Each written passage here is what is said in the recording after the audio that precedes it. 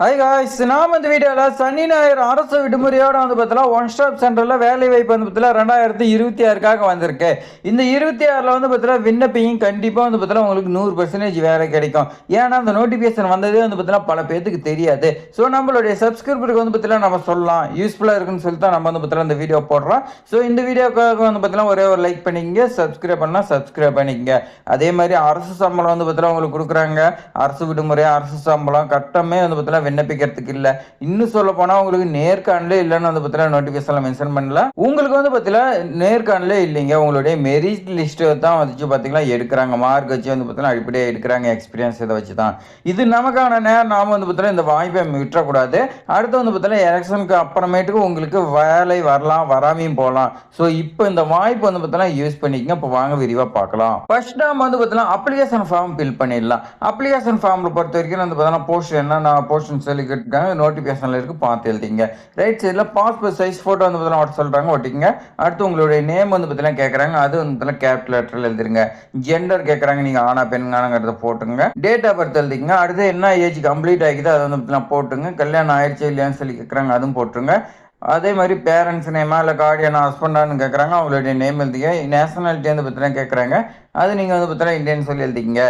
அடுத்து education qualification கேட்குறாங்க, நீங்கள் என்ன படிச்சுக்கிறீங்க எல்லாமே எழுதுங்க. இடம் பத்தலனா நீங்கள் வந்து பார்த்தீங்கன்னா எக்ஸ்ட்ரா ஒரு சீட் வச்சு வந்து பார்த்தீங்கன்னா எழுதலாம்னு சொல்லி கொடுத்துருக்காங்க. எக்ஸ்பீரியன்ஸ் கேட்குறாங்க பாருங்க. இந்த எக்ஸ்பீரியன்ஸ் வந்து பார்த்தீங்கன்னா உங்களுக்கு இடம் பத்தலனா எழுதுறதுக்கு நீங்கள் எக்ஸ்ட்ரா ஒரு சீட்டில் வந்து பார்த்தீங்கன்னா எழுதலாம்னு சொல்லி கொடுத்துருக்காங்க. நீங்கள் ப்ரைவேட்டில் ஒர்க் பண்ணியிருக்கலாம், கவர்மெண்ட்டில் வந்து பார்த்தீங்கன்னா ஒர்க் பண்ணியிருக்கலாம் சொல்லி கொடுத்துருக்காங்க.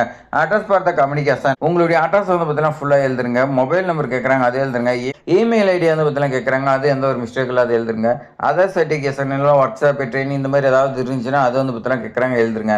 அடுத்து ஒன்று பாருங்க, மேலே கொடுக்கப்பட்டுள்ள எல்லா டாக்குமெண்ட்டும் வந்து பார்த்தீங்கன்னா கரெக்டாக அப்படின்னு சொல்லி நீங்கள் வந்து பார்த்தீங்கன்னா படிச்சு பார்த்துட்டு கீழே வந்து பார்த்தீங்கன்னா சைன் பண்ணிடுங்க. சைன் பண்ணி லெஃப்ட் சைடில் பிளேஸ் டேட் வந்து பார்த்தீங்கன்னா போட்டுக்கோங்க. அடுத்து வந்து பார்த்தீங்கன்னா 20/1/2026க்குள்ளே நீங்கள் வந்து பார்த்தீங்கன்னா விண்ணப்பிக்கணும்னு சொல்லி கொடுத்துருக்காங்க, அவங்க கையில் இருக்கணும். விண்ணப்பிக்கக்கூடிய அட்ரஸ் பொறுத்த வரைக்கும் வந்து பார்த்தீங்கன்னா கீழே கொடுத்துருக்காங்க பாருங்க. District social welfare officer, district collectorate campus, old building, ground floor, Coimbatore 641018. இந்த பின்கோடுக்கு இந்த அட்ரஸ்க்கு வந்து பார்த்தீங்கன்னா நீங்கள் சென்ட் பண்ணிடுங்க. வாங்க நம்ம நோட்டிஃபிகேஷன் பார்க்கலாம். நோட்டிஃபிகேஷன் பொறுத்த வரைக்கும் வந்து பாருங்க இந்த மாதிரி தான் இருக்கு. இந்த நோட்டிஃபிகேஷன் பொறுத்த வரைக்கும் கோயம்புத்தூர் மாவட்டத்துக்கு பார்த்தீங்கன்னா வந்திருக்கு. இந்த கோயம்புத்தூர் மாவட்டத்தில் மாவட்ட மகளிர் அதிகார மையத்தில் வந்து பார்த்தீங்கன்னா ஒப்பந்த அடிப்படையில் கோயம்புத்தூர் மாவட்டத்தில் பணிபுரியறதுக்கு தகுதியான விண்ணப்பங்கள் வந்து பார்த்தீங்கன்னா கோயம்புத்தூர் மாவட்ட ஆட்சித்தலைவர் வெப்சைட்ல இருக்குது. அதில் வந்து பார்த்தீங்கன்னா வரவேற்கப்படும் சொல்லி கொடுத்துருக்காங்க. 20/1/2026 இந்த தேதி மாலை 5 மணிக்குள்ள அவங்க கையல்கள் இருக்குன்னு சொல்லி கொடுத்துருக்காங்க.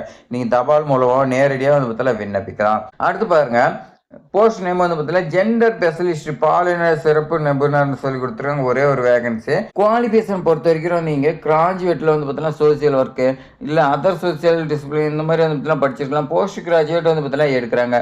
அதே மாதிரி எக்ஸ்பீரியன்ஸ் வந்து பார்த்தீங்கன்னா அட்லீஸ்ட் 3 இயர்ஸ் வந்து பார்த்தீங்கன்னா இருக்குன்னு சொல்லி கொடுத்துருக்காங்க. ஏஜ் 35 வயசுக்குள்ள இருக்குன்னு சொல்லி கொடுத்துருக்காங்க. சம்பளம் உங்களுக்கு 21,000 ரூபாய் இருக்குன்னு சொல்லி கொடுத்துருக்காங்க. அடுத்த பல்நோக்கு உதவியாளர் வந்து பார்த்தீங்கன்னா கேட்குறாங்க. இந்த பல்நோக்கு உதவியாளருக்கு நீங்கள் 10ஆம் வகுப்பு பாஸ் பண்ணியிருக்குன்னு சொல்லி கொடுத்துருக்காங்க. நீங்கள் 10ஆம் வகுப்பு பாஸ் பண்ணிவிட்டு அடுத்து வந்து பார்த்தீங்கன்னா ஏஜ் 35. அதே மாதிரி உங்களுக்கு சம்பளமாக 12,000 ரூபா கொடுத்துருக்காங்க. விண்ணப்பிக்கக்கூடிய அட்ரஸ் மாவட்ட சமூக நல அலுவலர், மாவட்ட சமூக நல அலுவலகம், பழைய கட்டிடம், அரையநஞ்சி, தரைத்தளம், மாவட்ட ஆட்சியரகம், கோயம்புத்தூர். இந்த அட்ரஸுக்கு நீங்கள் வந்து பார்த்தீங்கன்னா சென்ட் பண்ண சொல்லி கொடுத்துருக்காங்க 20/1/2026க்குள்ள. ஸோ இந்த அருமையான வேலை வாய்ப்பு வந்து பார்த்தீங்கன்னா நீங்கள் மிஸ் பண்ணிடாதீங்க.